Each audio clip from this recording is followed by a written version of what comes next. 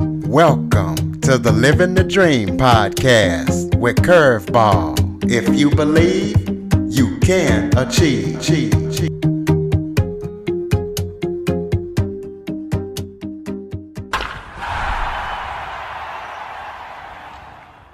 Hello and welcome to another episode of Living the Dream with Curveball.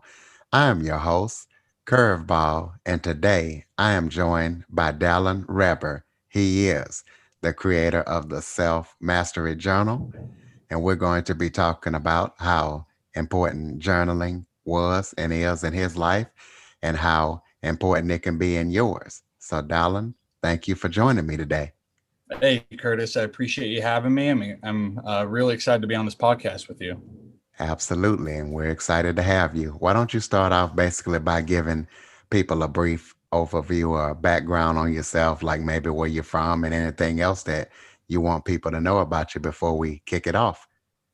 Awesome. Yeah. So I originally am from Utah and was able to play college baseball at the University of Kentucky and BYU, and then following my degree, ended up going into sports science and getting a master's degree. And after my master's was finished, I was able to land a pretty sweet job down in Tampa, Florida, doing research in regards to health and performance, and not only that, but just being involved with high level athletes and people. And I guess the Spark Note version of my journey is quickly after landing this job, I kind of discovered that although I liked it and I really looked up to the people I was working with, it wasn't quite fulfilling me. It wasn't satisfying what I felt like my purpose is. So this just sent me down a series of events of introspection and discovering more about myself and how I can not only discover my purpose but live my purpose. And that ultimately, like you mentioned, I did create a self mastery journal, and that's all thanks to my process of self discovery that I went through in discovering my purpose. Well, speaking of discovering that purpose, I know that you talked about having kids was the biggest part in kind of changing direction. How did that play into changing your perspective on life and to go from what you were doing to what you are doing now? Yeah, that was actually, a big role in accelerating my process, I would say. So what happened was I was in the middle of this process of, joining groups and consuming information in order to dive into myself and discover more of myself. And one of the groups that I joined was about journaling and journaling correctly. And so in this, we went through a series of techniques, and the whole purpose was, to understand more about ourselves and what we can learn from our past, how we can apply that to our future, and ultimately how we can thrive today in the moment. And this was a very profound experience for me where, I was able to go from being chronically stressed all the time about what I'm going to do for the rest of my life to really leaning into who am I trying to become and how can I be that person today. And so following this, I started, coming up with the idea of maybe piecing together a journal or a planner, as a lot of people call it. And I'd been dabbling with it, but I hadn't taken it seriously yet. My wife and I, we were young and we had a daughter already who was about a year old. And we had just gone through, a big heartfelt discussion about how we wanted to wait until our daughter was older before we had another kid. And just as the story goes, it wasn't 2 weeks later that we found out we were expecting our next child. So this event was a huge eye opener to me because it forced me to look at things from a different perspective, right? So now I wasn't only thinking about my story and my life, but how I want to impact the lives of my kids. And I looked forward, 20 years from now and saw myself just kind of conversing with my kids and the type of example that and attributes that I hope to instill in them, and then it forced me to look internally. If I want my kids to have courage or be disciplined and in order to chase their dreams and create the life that they envision, how can I teach my kids that if I don't live it myself? So this was, the ultimate accelerator, where I knew that if I were to if I was going to create this story, if I was going to be the example to my kids that I desired to be, I needed to take this journey much more seriously. And from that point on, my progress accelerated. I started putting much more time and effort and into this business and this product, and was eventually able to step away from my job and take this on full time. Speaking of your job, how difficult was it to step away from a job that you have a master's degree in? I mean, obviously, you wanted to do it enough to get a master's degree. You had a lot of passion for it. You might even have created some college debt just to do this job and get this master's degree. So, how difficult was it stepping away after all that?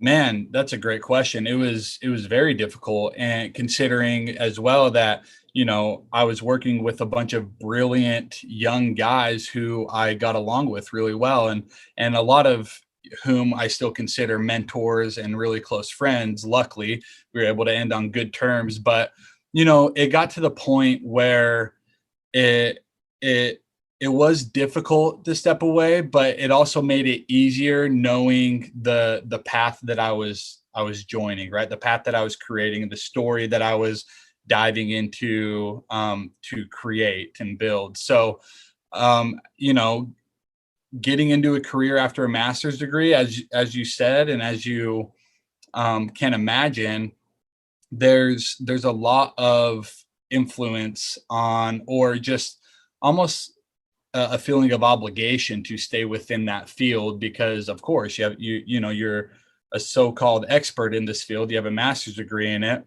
But it became more important to me to kind of chase that journey. And throughout my story and my progress of introspection, one of the things I really had to evaluate was, was I working that job because I loved it, or because it gave me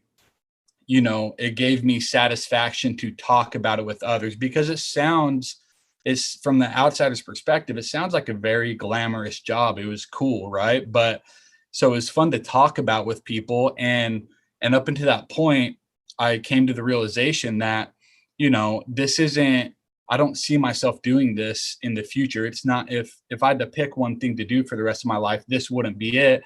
I'm solely doing this for that external validation. And once I came to that, discovery or conclusion, it became much more clear that something needed to change. And if something was going to ever change, I needed to be responsible for that.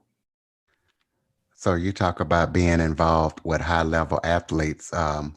Were you directly involved with them? And if so, what was the highest level or a big name athlete that everybody knows that you were involved in working with? That's awesome. So the facility is actually, it's kind of divided into two departments. One being, the training aspect, where we had coaches and trainers and medical staff to train high end athletes, and then the other side is geared around science. So you do more scientific research in regards to all things health and performance. And my role was more specifically in the science side.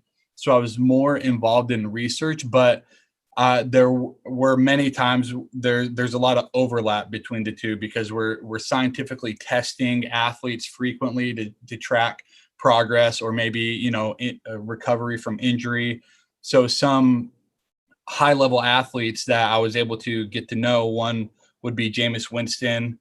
He was a quarterback for the Buccaneers at the time, Tampa Bay Buccaneers, and our facility being in Tampa, we had a lot of Buccaneer athletes in there. Nelson Aguilar was also there when he was with the Philadelphia Eagles. He's now with the Las Vegas Raiders. But these are extremely high performing athletes who are playing, amongst the most elite in the world. So it was a really neat experience to be able to see how these people perform, and be a small part in their progress. I can't say I was hands on every day because I wasn't, but I did get to interact and do more of the scientific side of things when it comes to training. Absolutely. And Jameis Winston now with the New Orleans Saints. That's right. Okay, let's talk about because you obviously made some huge life-changing goals. So, in your perspective, what does it take to create life-changing goals? That's an awesome question. So for me, and one of the things that I like to preach to others is first establishing a vision. And the reason that's so important is because far too often we just have ideas, right? So we have an idea of something that we want in the future, or we repeat the words like I wish I had, or it would be awesome to have this, or someday I'll have that, or someday I'll be this successful. But until that vision is concrete, and until it's detailed, it's just a thought. It's not a goal.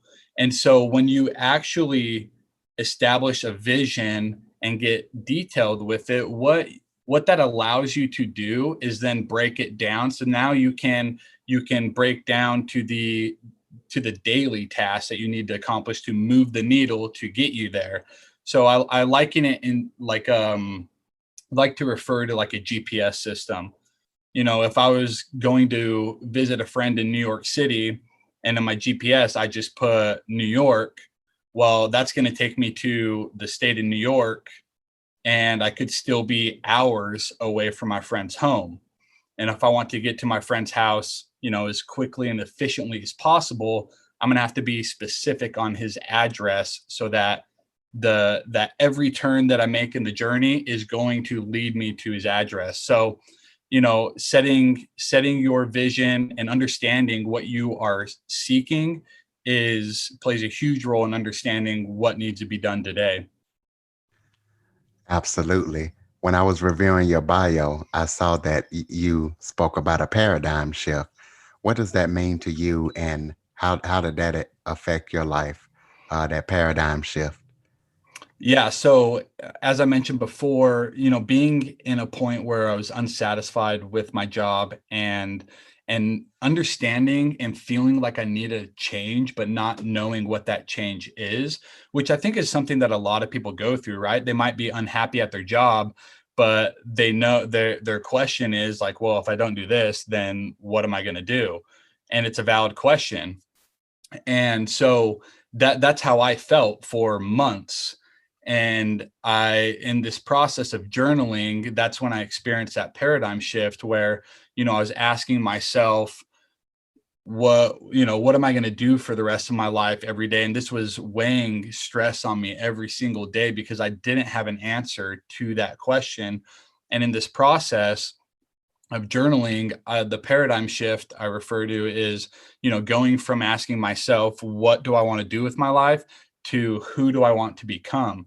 Because although someone might not be able to tell you what they want to do for the rest of their life, they should, or they will be able to tell you who they want to become. What kind of person do they want to be? What attributes do they want to instill? Do they want to be known as somebody who's courageous, has discipline, confronts challenges, and so once I was able to get detailed on the person that I want to be, it became much easier. I recognize, okay, if this is who I see myself being 20 years from now, I can be that person today.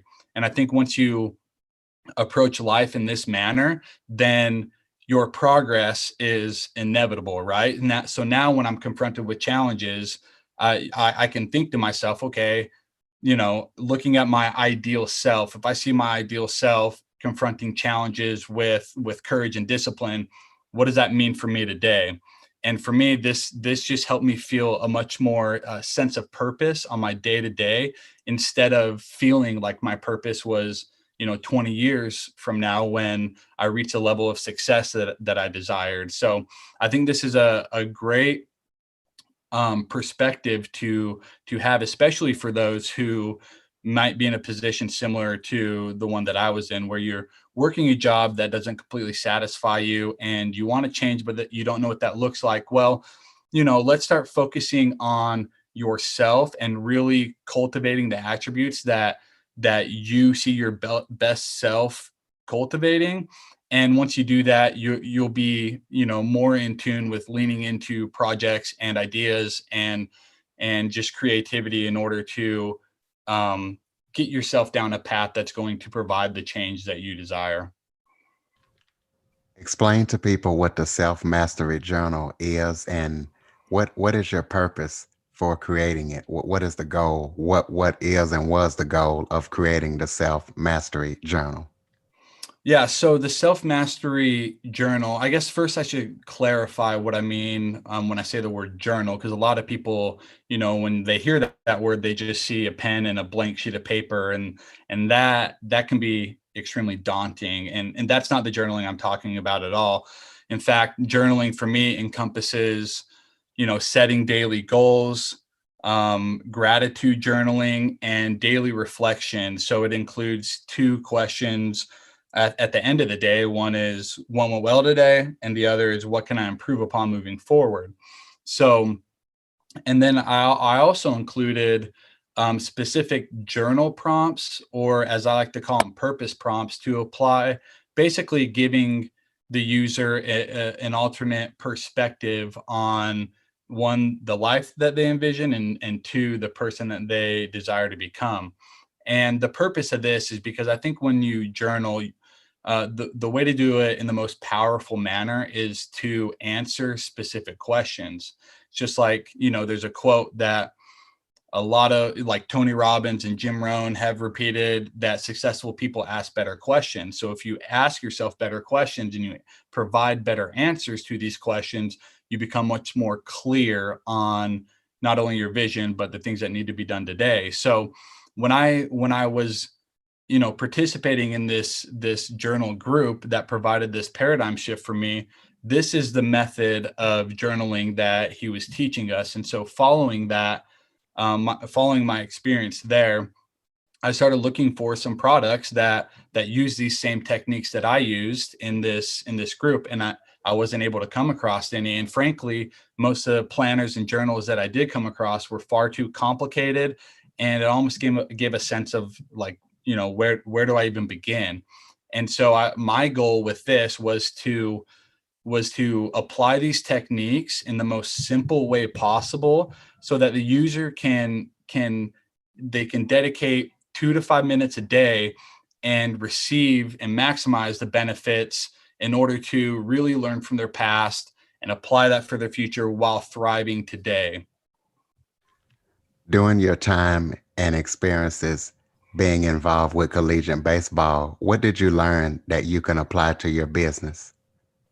That's an awesome question. So one of the things that this I guess applies to the journal itself, but when I was playing college baseball, we had the opportunity of working with a high level performance psychologist who works with a lot of Olympic athletes, namely Sean White and those on the ski and snowboard team.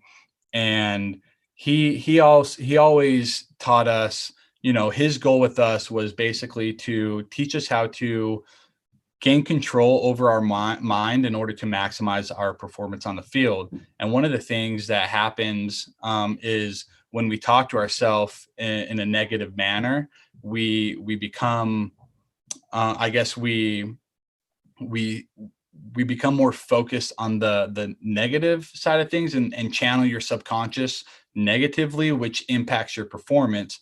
So one of the skills that we learned from him was simply, for every negative thought, counteract that with three positive thoughts. And this can be by way of journaling, or just by being aware of your thoughts, and as they come in, counteract them immediately.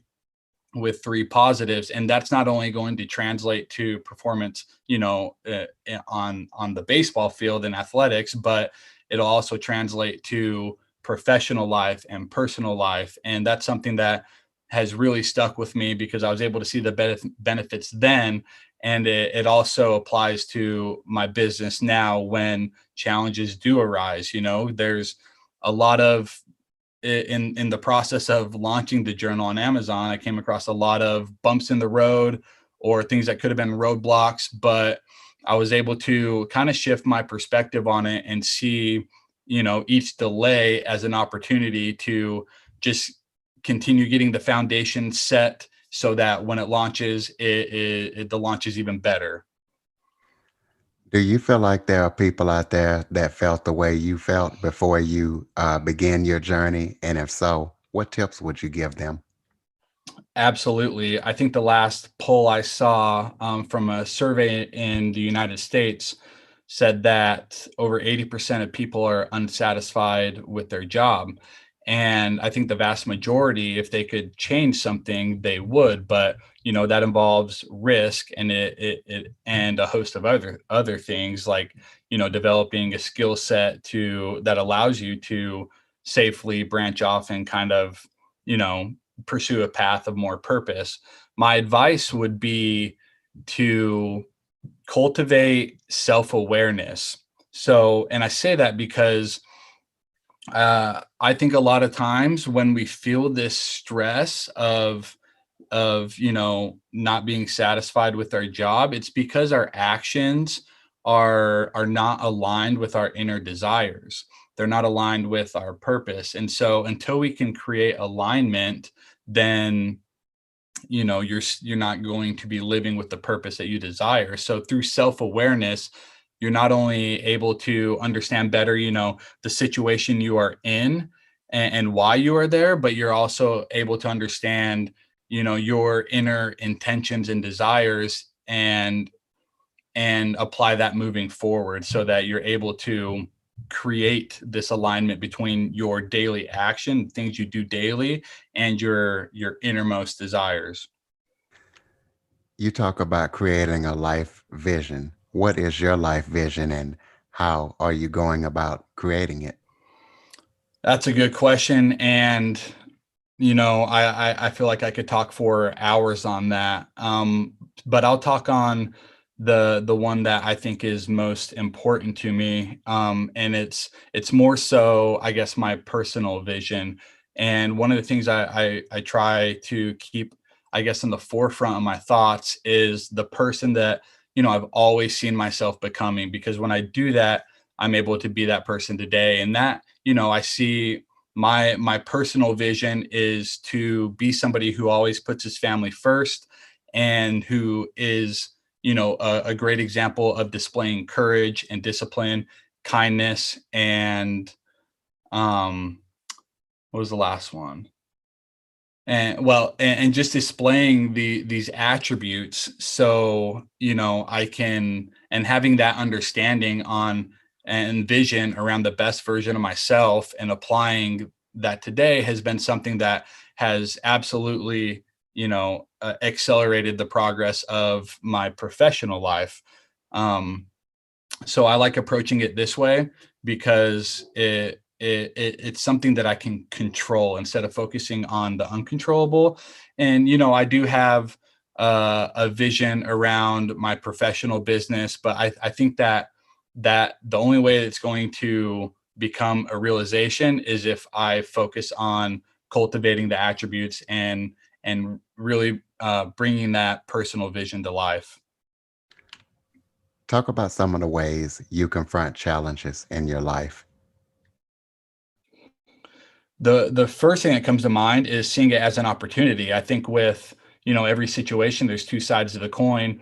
And for example, in my process of launching a journal, I'm working with manufacturers overseas, and when there's a delay, it's not just a 2-day delay or a week; it's at minimum 4 weeks. And so this, I went through a big delay that put me back about 6 weeks. And for the first few weeks, honestly, it was extremely stressful for me, and it was just frustrating because I wasn't displaying the patience that I needed to. So I took a step back. I zoomed out of the situation to look at the big picture, and I asked myself, okay, so what can I do in this 6 weeks to prepare myself better, and how can I make sure that this launch goes even better than it would have if it happened when I originally planned. So um yeah, I think that it is just seeing things from multiple perspectives, and understanding, each situation, not only just kind of putting your emotions to the side and looking at it more logically. Do you have any projects, upcoming projects that you're working on that people should be on the lookout for?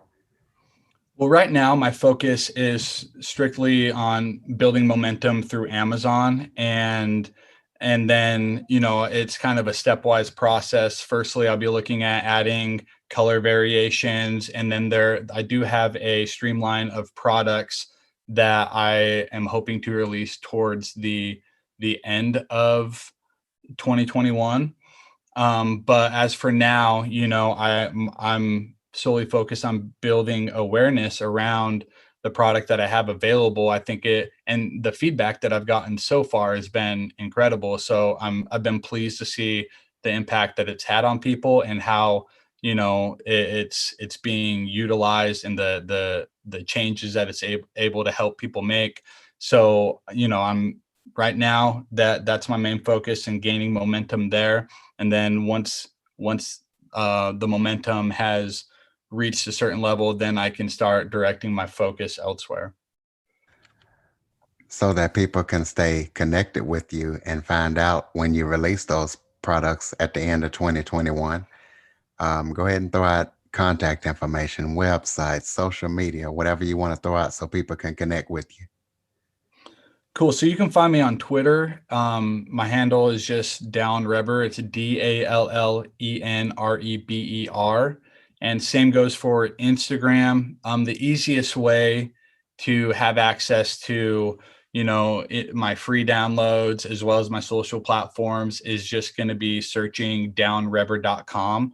And that'll have, 5 or 6 links that'll direct you to wherever it is you're trying to go. But I do have a free guide on how to journal correctly, along with like a 30-day challenge. So, if anybody's interested in getting started and seeking a similar transformation that I was able to experience, I highly recommend the free guide and starting there, because that's going to have some really insightful tips for you.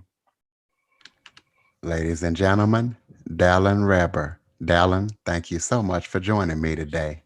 Curtis, I appreciate you having me on the podcast, man.